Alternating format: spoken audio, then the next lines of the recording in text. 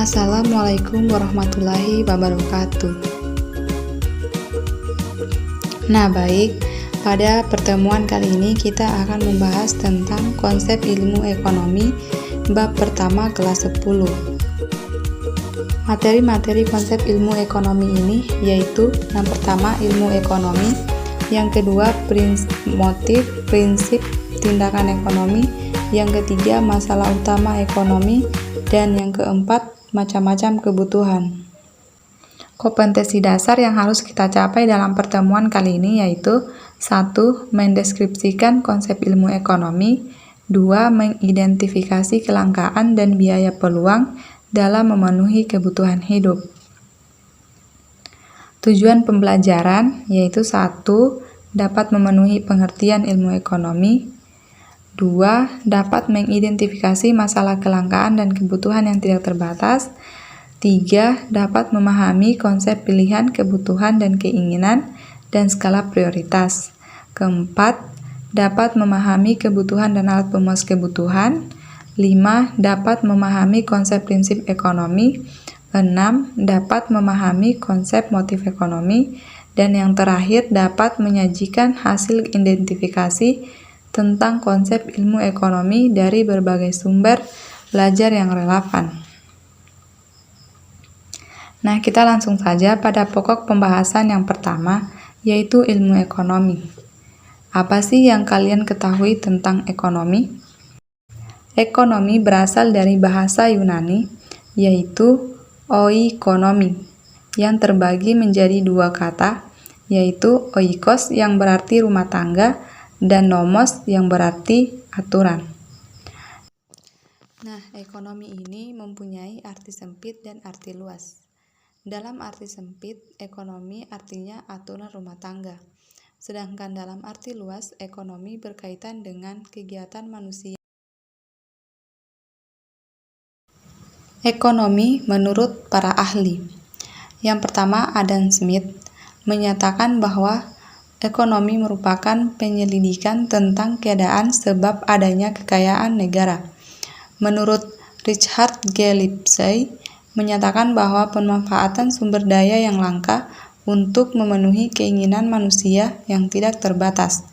Sedangkan menurut N. Gregory Mankiw, menyatakan bahwa ekonomi merupakan studi. Nah, mengapa kita perlu mempelajari ekonomi? Karena tujuan pembelajaran ilmu ekonomi yaitu untuk memenuhi kebutuhan agar tercapai kemakmuran dengan memprioritaskan kebutuhan yang lebih penting. Nah, selanjutnya yaitu kegiatan ekonomi. Kegiatan ekonomi ini dibagi menjadi 3 tahap, yaitu yang pertama produksi, kedua distribusi, dan yang terakhir konsumsi. Nah, apa sih itu produksi? Produksi merupakan kegiatan mengubah bahan mentah menjadi barang jadi atau setengah jadi. Orang yang melakukan kegiatan produksi disebut produsen. Dan yang kedua yaitu distribusi. Distribusi adalah kegiatan menyalurkan suatu produk, baik itu barang atau jasa, dari produsen ke konsumen, sehingga produk tersebut tersebar luas. Orang yang melakukan kegiatan distribusi disebut distributor.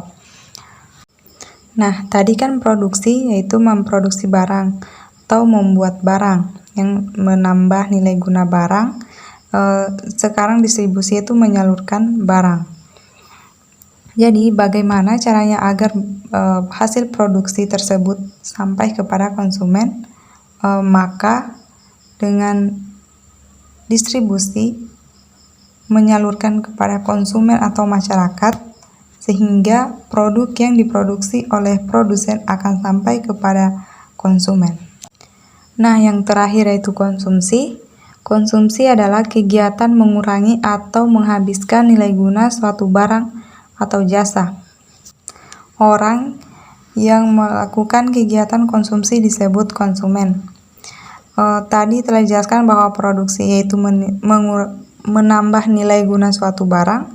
Sekarang konsumsi dia menghabiskan nilai guna suatu barang. Nah, selanjutnya kita lanjut pada motif, prinsip, dan tindakan ekonomi. Yang pertama yaitu motif. Motif adalah alasan atau dorongan untuk melakukan sesuatu. Jadi, motif ini terbagi menjadi dua, yaitu motif ekonomi dan motif non-ekonomi. Motif ekonomi terdiri dari keinginan memenuhi kebutuhan, memperoleh keuntungan, dan lain-lain, sedangkan motif non-ekonomi yaitu motif yang dilandasi ketulusan tanpa mengharap imbalan. Yang kedua yaitu prinsip ekonomi. Prinsip adalah dasar atau asas seseorang melakukan tindakan. Prinsip ekonomi ini berbunyi memperoleh hasil sebesar-besarnya dengan pengorbanan sekecil-kecilnya. Dan yang ketiga yaitu tindakan. Tindakan adalah aktivitas atau kegiatan yang dilakukan oleh seseorang. Contoh misalkan Anda berkeinginan untuk berjualan. Mengapa Anda ingin berjualan? Karena ingin memperoleh keuntungan.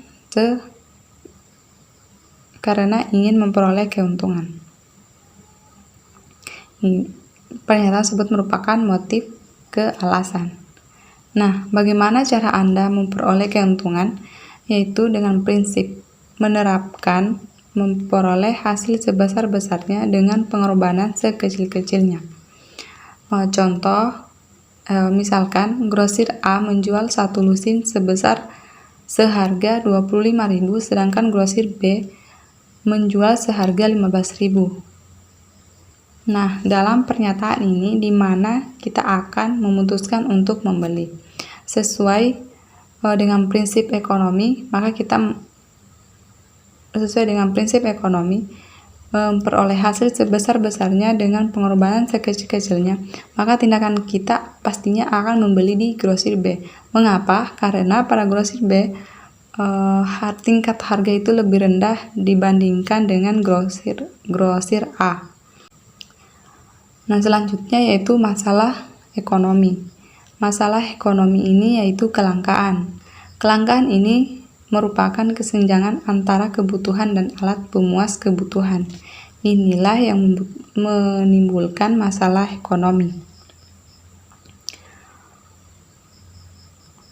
Dari banyaknya kebutuhan masyarakat, akan tetapi alat pemuas kebutuhan itu terbatas, sehingga menyebabkan kelangkaan.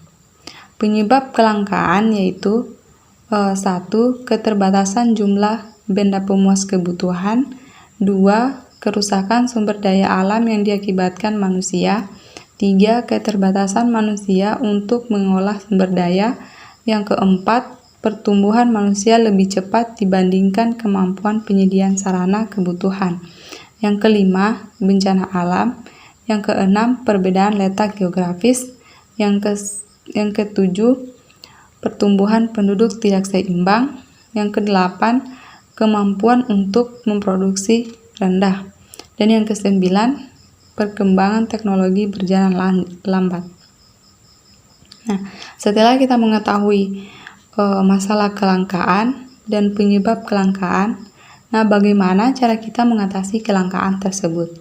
Dalam mengatasi kelangkaan tersebut ada beberapa cara, yaitu yang pertama, membuat skala prioritas kebutuhan. Yang kedua, menentukan sumber daya alternatif. Yang ketiga, mengelola keuangan secara efisien. Dan yang keempat, memanfaatkan kemajuan teknologi. Yang kelima, memanfaatkan bahan substitusi. Dan yang terakhir, mendaur ulang atau memanfaatkan kembali. Selanjutnya yaitu skala prioritas kebutuhan. Skala prioritas kebutuhan adalah urutan kebutuhan yang disusun secara terstruktur berdasarkan tingkat kebutuhan yang harus segera dipenuhi. Ada beberapa cara membuat skala prioritas, yaitu yang pertama, menulis semua kebutuhan. Nah, kita harus menulis semua kebutuhan yang kita butuhkan. Dan cara yang kedua yaitu menyusun urutan kebutuhan berdasarkan tingkat kepentingan.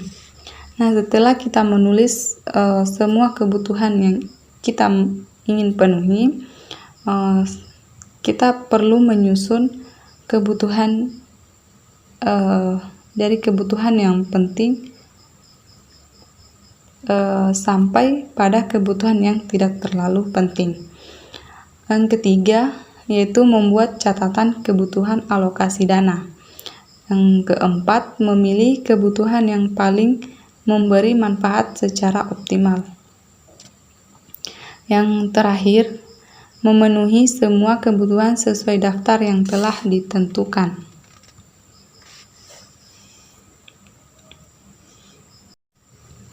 Dari begitu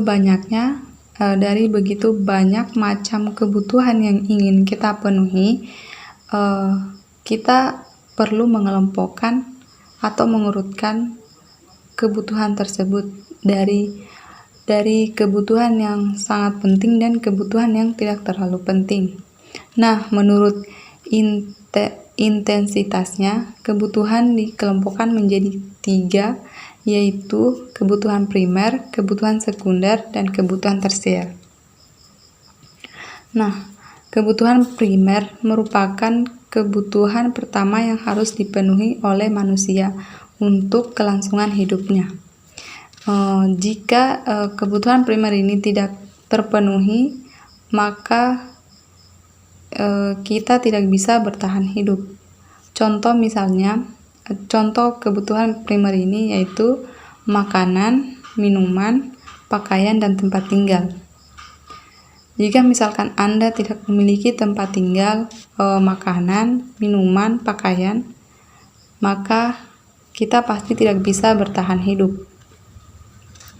Kebutuhan yang kedua yaitu kebutuhan sekunder. Kebutuhan sekunder ini merupakan kebutuhan pelengkap setelah kebutuhan utama atau kebutuhan primer terpenuhi. Contoh misalnya peralatan elektronik seperti gadget, televisi, dan lain-lain. Yang terakhir, kebutuhan tersier. Kebutuhan tersier ini merupakan kebutuhan yang dipenuhi setelah kebutuhan primer dan kebutuhan sekunder. Kebutuhan ini sifatnya kepemilikan, seperti barang-barang mewah.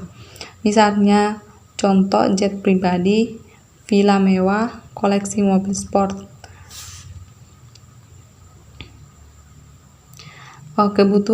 Sedangkan kebutuhan menurut sifatnya yaitu kebutuhan jasmani dan kebutuhan rohani. Kebutuhan jasmani artinya kebutuhan yang dibutuhkan oleh tubuh yang dapat dilihat, diraba, dan dirasakan manfaatnya seperti makanan, minuman, atau pakaian. Yang kedua, kebutuhan rohani. Kebutuhan rohani merupakan kebutuhan yang dibutuhkan oleh jiwa dan hati. Hanya dapat dirasakan manfaatnya, seperti saat beribadah, liburan, dan pendidikan. Misalnya saat kita liburan, kita tidak bisa melihat, tetapi kita bisa merasakan dengan hati kita. Nah, kemudian kebutuhan menurut subjeknya, yaitu kebutuhan individu.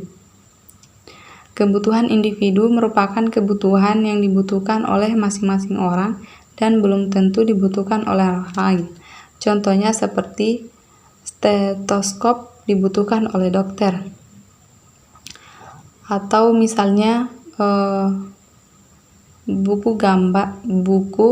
buku tulis atau pulpen dibutuhkan oleh murid atau siswa.